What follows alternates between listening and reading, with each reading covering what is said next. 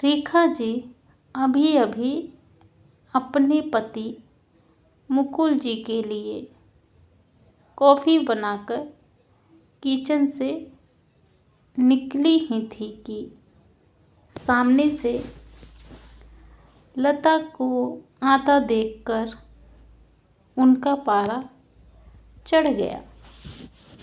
रेखा जी, जब सारा काम हमें ही करना है तो तुम्हारा क्या काम है? यहाँ तुम्हें पता नहीं है कि हमें सुबह उठते ही कॉफ़ी पीने की आदत है। लता, माँ जी, मैं आ ही रही थी, लेकिन रवि को जल्दी ऑफिस जाना था। उनके कपड़े प्रेस करने में टाइम लग गया। रेखा जी, बस हर बात में बहाना पहले ही तैयार रहता है।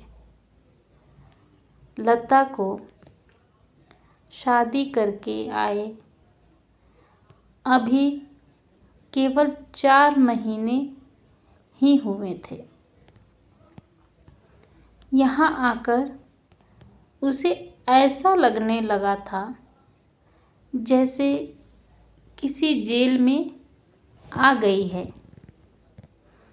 उसे कहीं जाना हो तो परमिशन लेनी पड़ती थी। कोई गलती हो जाए तो पनिशमेंट मिलता था। सास ससुर और पति तीनों ही एक सुर में उसका विरोध करते थे। कभी कभी तो मन करता कि यहाँ से भागकर अपने पापा के घर चली जाएं, लेकिन पापा हार्ट पेशेंट हैं। यह सब उन्हें पता लग गया तो न जाने क्या अनर्थ हो जाएगा। यही सोचकर सब बर्दाश्त करती रहती थी। लता ने जल्दी जल्दी सबके लिए नाश्ता बनाया। उसके बाद रवि को टिफ़िन पैक करके दे रही थी, तभी रवि ने आवाज़ दी, रवि, लता क्या कर रही हो? इतना टाइम नहीं है मेरे पास। कार चला के नहीं जाना है। मेट्रो में कितना समय लगता है तुम्हें पता है? जरा सा लेट पहुंचो तो ऑफिस में सुनना पड़ता है। रवि की एक एक बात इस बात की ओर इशारा था कि उसके पिता ने कार नहीं दी थी, लेकिन वह अब सब सुन लेती है। पिता को कैसे बताए कि जिन्हें आपने उसका जीवन साथी चुना था वह पैसों का लालची है। एक दिन शाम को रवि घर आया तो उसने अपने पापा से बात की, रवि, अब मुझसे नौकरी नहीं होती। वो आपके पुराने दोस्त शर्मा जी मोटर पार्ट बनाते हैं।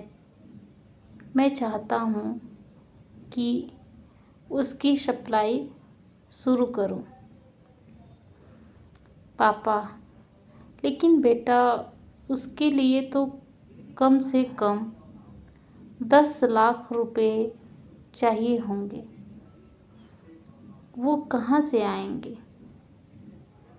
रवि, वही सोच रहा हूँ।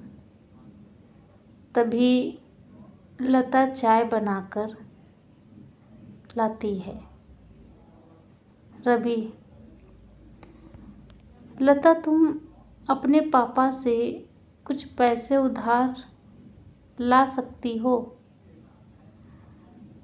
लता का सब्र जवाब दे चुका था। रोज रोज के तानों से दुखी होकर उसने जवाब दिया, लता, रवि, मेरे पिता के भरोसे मत रहना। उन्होंने मेरी शादी करके अपना फर्ज पूरा कर दिया।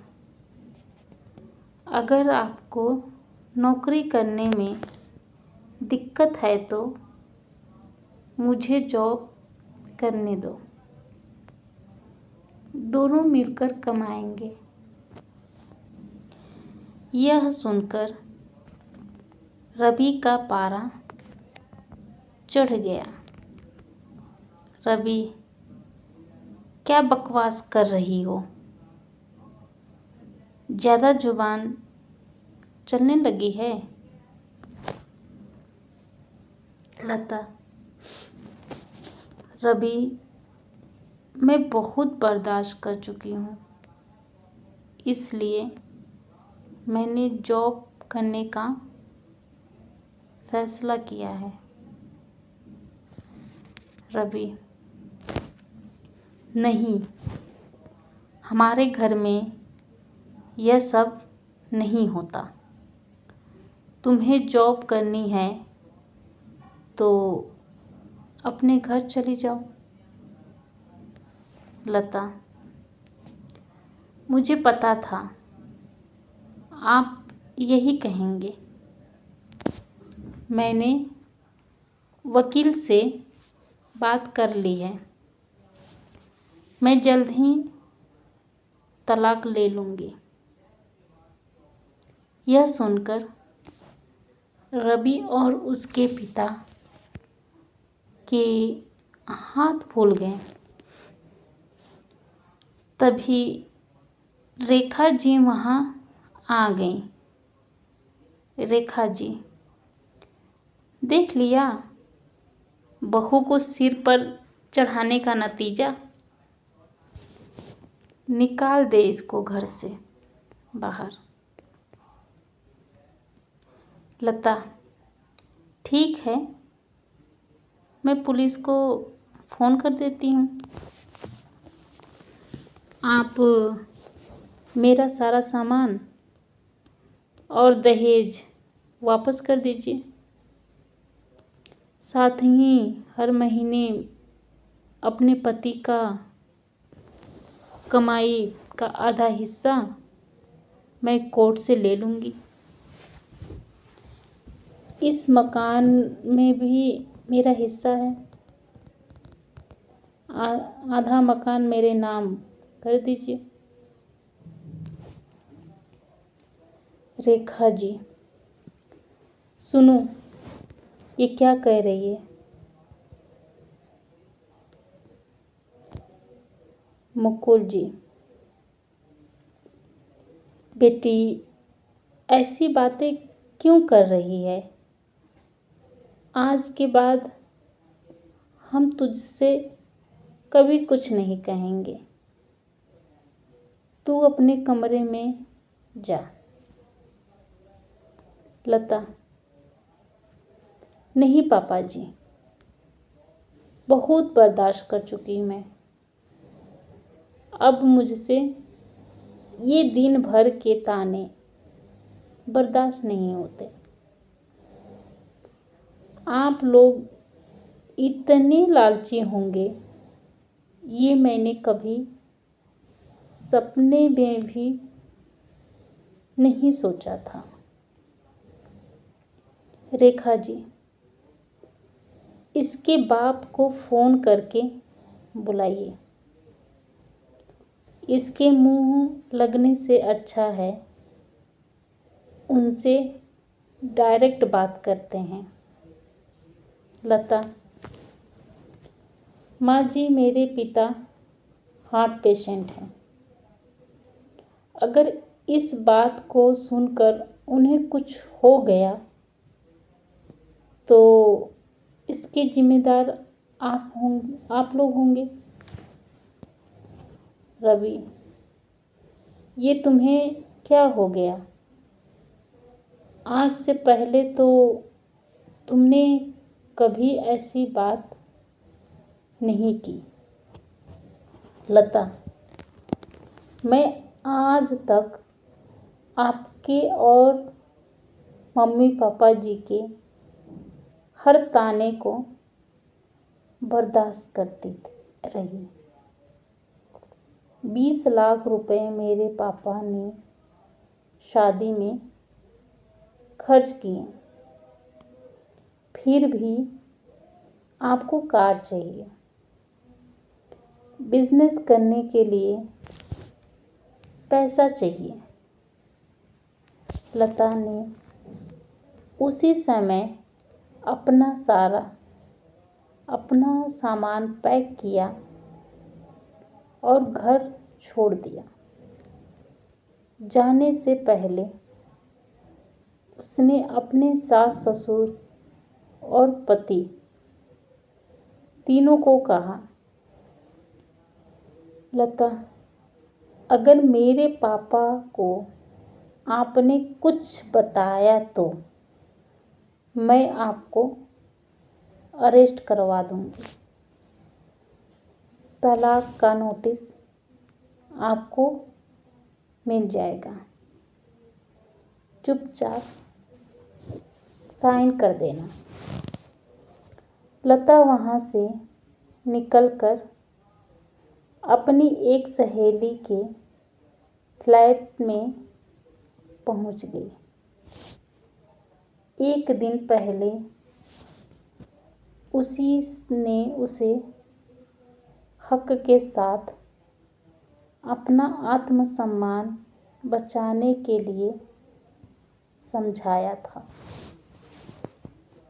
लता, कोमल, मैं आ तो गई हूँ, लेकिन अब आगे क्या होगा? कोमल, चिंता मत कर, मैंने बात कर ली है। मेरे ऑफिस में जगह खाली है। कल से तू जॉब करेगी और मेरे साथ रहेगी। 1 महीने तक जॉब करने के बाद लता एक दिन अपने घर जाती है और पिताजी को सारी बात बताती है। उसकी बात सुनकर उसके पिता कहते हैं, पिता, बेटा, मुझे तूने क्यों नहीं बताया? लता, पापा, आपने मेरे लिए बहुत कुछ किया है। अब मैं आपको परेशान करना नहीं चाहती थी।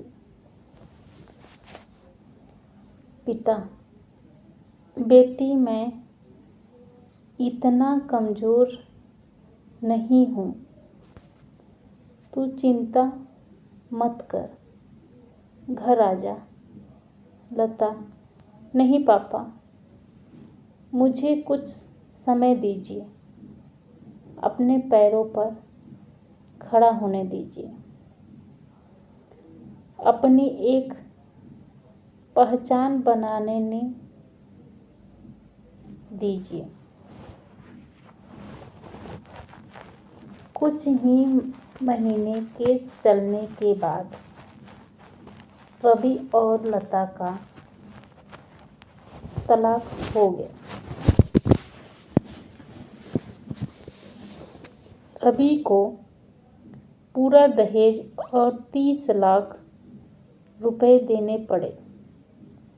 साथ ही हर महीने अपनी सैलरी का एक हिस्सा वह कोर्ट में जमा करवाता था।